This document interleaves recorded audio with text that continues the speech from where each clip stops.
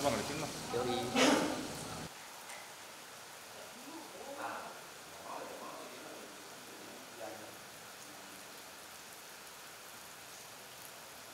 Juga ada mainan anak nih, sebenarnya taruhnya nanti di sana ada tempat mainan anak kayak permainan khusus permainan, jadi ini lagi ditaruh di sini. Ini buat nge-gym di sini. Doang? Karena ini ruangan privat, makanya semuanya dikasih fingerprint. Jadi yang punya fingerprint hanya Ustadz aja nih. Saya emang nggak bisa. Oh, cuma Ustadz Somad sama April? Iya. Yang boleh masuk. Yang punya akses. Ke semua ruangan yang kita. Semua ruangan yang ada ininya. Berarti semua pintu di sini pakai begini ya? Iya, yang khusus ruangan privat ada fingerprintnya. Ya alhamdulillah hampir 3 tahun, 2 tahun lebih lah kurang lebih ya 2 tahun lebih ya. Karena pas kita ngebangun tuh ada waktu di mana COVID juga masih berlangsung, jadi ada pembatasan tukang, pembatasan orang kerja, sehingga itu juga menghambat seperti itu. Kalau outdoor ini ada apa ya? Pertama ini ada futsal, kemudian ada lapangan tembak, ada playground, ada bulu tangkis, ada kolam berenang, ada sirkuit, bisa juga buat lari-lari, trekking jalan ya, trek gitu. Nah, bisa juga buat sepedaan, muter lumayan kan, seperti itu. Dibuat lengkap karena anak-anak ini sudah aktif, maksudnya tuh mau main, mau jalan, mau pengen ke sana ke sini.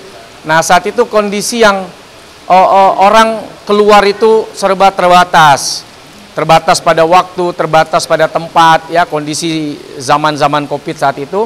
Akhirnya kita buatlah istilahnya apa ya, biar anak-anak tuh mau main apa, nak? Ada room game ada, mau main sepeda ada, mau main mobil-mobilan ada, mau main apa? Insya Allah biar anak pada betah gitu. Di depan ini untuk parkir outdoor sama apa itu, garasi. Ya luasnya hampir setengah hektar.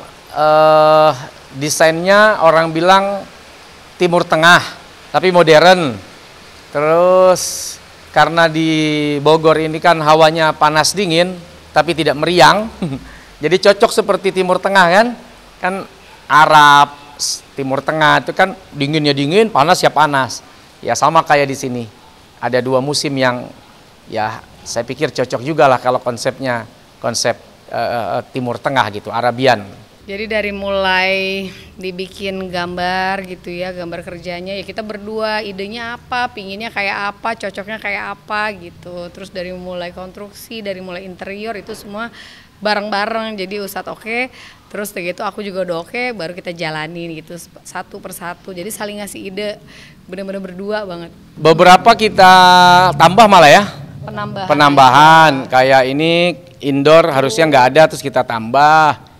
Terus lapangan futsal nggak ada, kita tambah. Beberapa penambahan lah. Sama kayak di samping juga ada tempat, nah itu juga penambahan.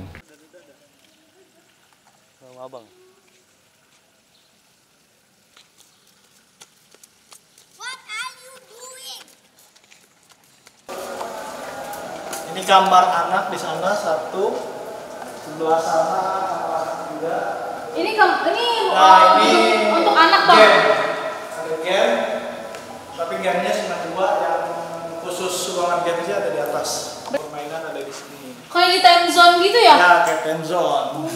Kan juga Ada ya. fasilitasnya, di sini main basket, di sini mobil, di sini tembak-tembakan. Cuci baju sama Mana? Di belakang ini ruangan ini lagi dibangun. masih dibangun. Biar Ini motor listrik, yang kedua ini ada motor Monkey. yang pakai bensin, ada bensin. Oh ini bensin pom Iya, ini Sultan biasanya bawa ini juga. Akil juga bisa, Mahir juga udah bisa pakai ini. buat keliling-keliling sini Keliling ya. sini ya. Namanya apa bang? Motor listrik? Ini motor listrik, ini Monkey ya, motor Monkey.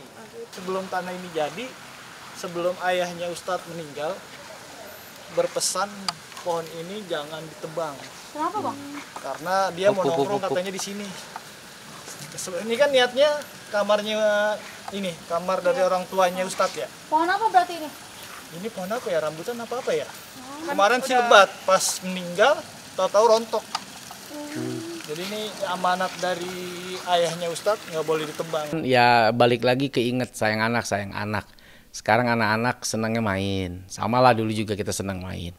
Ya kita berpikir kalau memang kita bisa siapkan fasilitas yang mereka di sini juga bisa menikmati tanpa harus pergi jauh-jauh, kan lumayan di bawah pantauan, mau main dengan teman-temannya juga bisa, main dengan saudaranya juga bisa.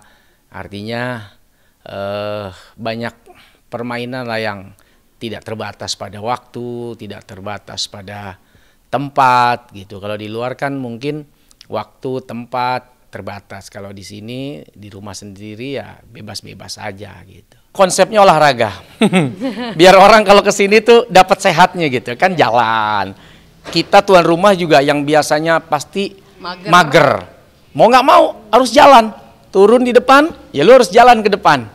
Ke belakang gitu kan. Jarak ke belakang aja udah berapa? Kali bolak-balik udah berapa? Tanpa sadar konsep ini bikin kita tuh jadi sehat karena banyak jalannya.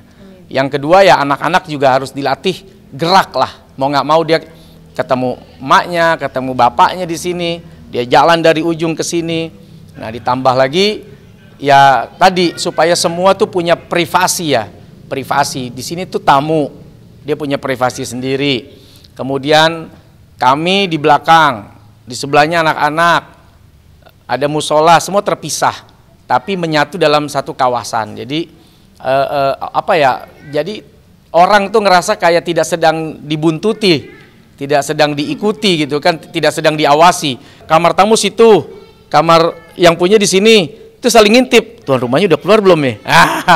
Aduh, keluar duluan nggak enak nih. Nah, mau makan, tinggal makan. Dapurnya sangat dekat dengan kamar tamu. Jadi kita buat justru tamu yang lebih bahagia di sini, ya karena tuan rumah di sana jauh dari dapur malah.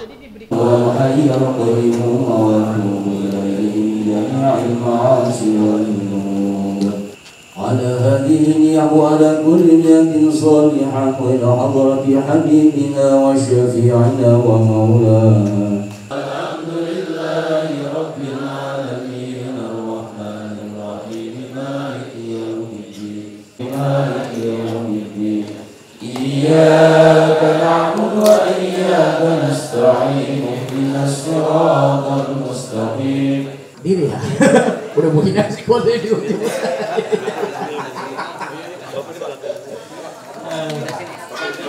Berapa Pamandor kira-kira isinya? Sekian. Tapi saya lebihkan dari yang request Pamandor itu. Jadi Pamandor tuh nge-request sekian, itu nanti sudah lebih itu. Alhamdulillah, berarti masih sehat itu. Sehat. Salah benar itu ya. Yang kedua, saya tanya jumlah. Karena ini berkaitan dengan duit. Saya tanya sama Pak Haji Fethi, Haji, ini berapa yang hadir? Saya tidak membatasi, tapi nggak mau kaget juga. Tidak membatasi, tapi nggak mau kaget gitu.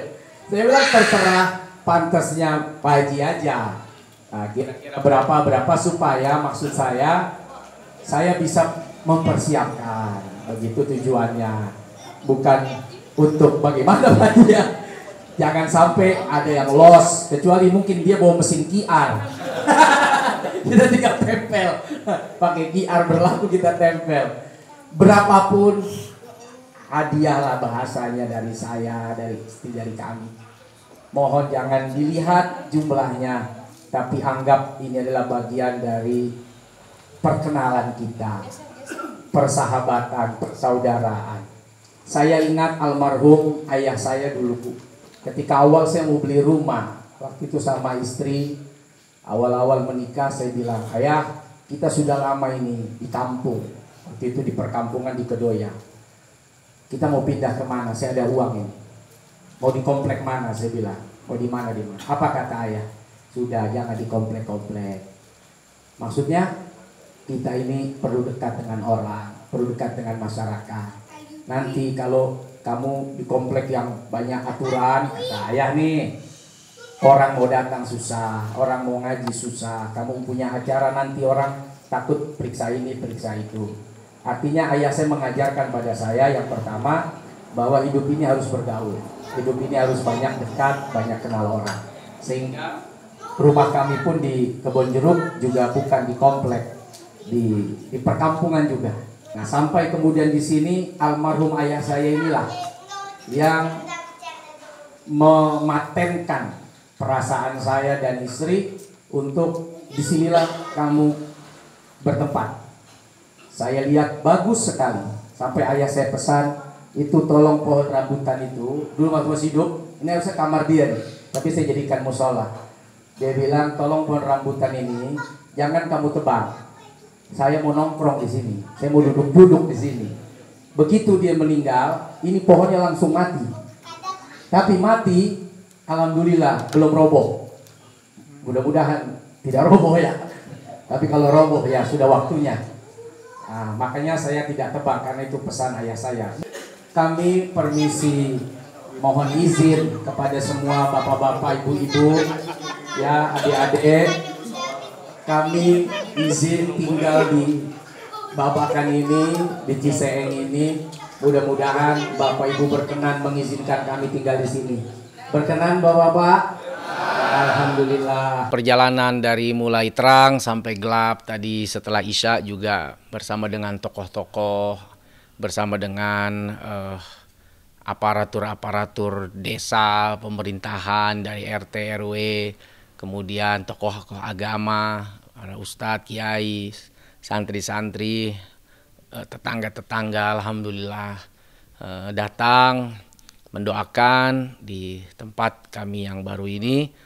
Tentu besar harapan mudah-mudahan tempat yang baru ini juga melimpahkan ya rezeki yang luar biasa bagi kami dan sekeluarga dari Allah Subhanahu wa taala. Itu semua memang sebagai keperluan, kebutuhan. Artinya keperluan-kebutuhan ya balik lagi misalnya saya senang sama nonton. Ya sudahlah, pas lagi waktu yang tidak banyak ya udah nonton aja di rumah, bisa bareng anak, bisa bareng istri, bisa bareng teman-teman misalnya.